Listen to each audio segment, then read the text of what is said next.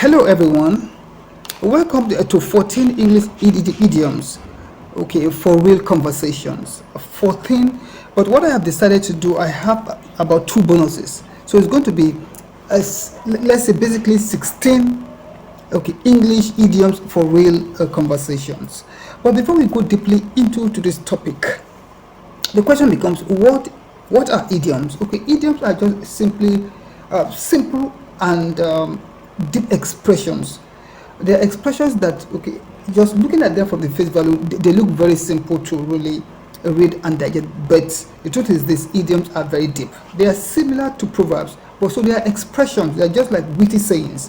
They are expressions that have very deep meaning that one needs to really look deep, or look at the sentences and reason critically to be able to decipher the answers or the interpretations to each of the idioms. So today we are going to be looking at 15 plus English idioms for real conversations. So I have some that I've written on the board, so please come along while I take you on a very interesting intellectual voyage or ride. So the first one is, let us roll, or are you ready to roll? If I told you this, are you ready to roll? Or if I ask you this question, are you ready to roll? It means that, are you ready to start, or are you ready to roll with regard to the information that, or the assignment that I give to you? So simply, this idiom means, are you ready to start, or are you ready to begin? Then to go ballistic. To go ballistic means to become angry. That my father went ballistic when he heard that I came home late, or I came back home drunk. Then the next one is, hold your horses. Please hold your horses. It means just be patient, or wait a minute. Okay, hold your horses. Could you please just give me a moment, okay, while I make myself comfortable? So hold your horses means to wait a minute, or to hold on for somebody. Then not all that glitter is gold. Okay, not all that glitter is gold is this. That most things that appear maybe from the face value, that most people actually just conclude that this thing is right, or this thing is glorious, without really investigating maybe deeply. And not all that glitter is good. Then physical appearance might be deceptive. Don't just believe anything that looks glamorous from the outside. That is the meaning of this idiom. Then to square up the details. Okay, to square up all the details means to perfect something. That my father gave me an assignment that I should write a report for him. So what I did was that I had to take my time in order to square up the details, in order to do what, to turn in a perfect report. Then agreeing with envy. When I passed my exams, or when I came first in my class, I discovered that my other rival was green with envy.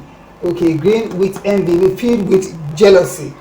Then behind a dark cloud there is a silver lining. That there is hope at the end of any mishap.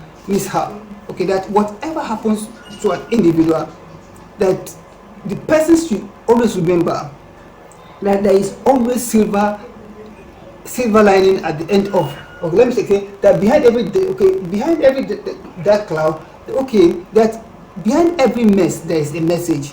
That behind every unfortunate incident, that if one is able to look beyond it, one will be able to actually see some lessons or some benefits of that mishap. That is the interpretation of this idiom. Then cut you off. Please do not cut me off. But stop communicating with me. So what I did when I made up my mind years ago that I was going to commit to learning, I had to do what? I had to cut some of my friends off. Then picture perfect day. When you say something is a picture perfect day, a picture perfect day, it means that, like for example, during marriages, that most marriages end up becoming picture perfect days. okay, they end up becoming memorable days. They are days that one would always live to do what? To remember.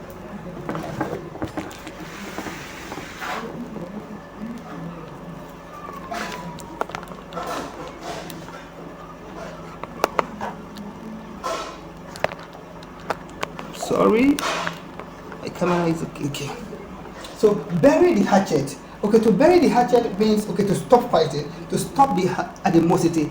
Presently, the UN has been telling Russia and Ukraine to bury the hatchet. Okay, to stop the animosity, to stop the destruction, to stop the warfare that is going on between these countries. Then let the sleeping dogs lie. It means, please, you better let the sleeping dogs lie. Avoid trouble. Don't start looking for unnecessary trouble. Okay, to paddle your canoe, it means mind your business. Please, Mr. Musa, you better paddle your canoe. I'm going to advise you going forward to always paddle your canoe. To paddle your canoe means to mind one's business. Okay, stop meddling in other people's issues, etc. And then to have 9 lives. Okay, one who never gives up. I discovered that the reason why Elon Musk has emerged as the world's richest man is that Elon Musk is somebody with 9 lives, that he has failed repeatedly but he never gave in. So somebody who has 9 lives, as used idiomatically, means that the individual keeps falling and rising again. Is somebody who never gives up. Then judge a book by its cover. So do not judge a book by its cover. It means don't conclude without adequate information. That most people just conclude that this person is bad, okay, this person is good. No, you have to do what? Make sure that you go closer to the person, gather data before you reach a conclusion. Then put your money where your mouth is. Always engage in things that benefit you. Okay, I've decided going forward that I would put my money where my mouth is. That I will do what?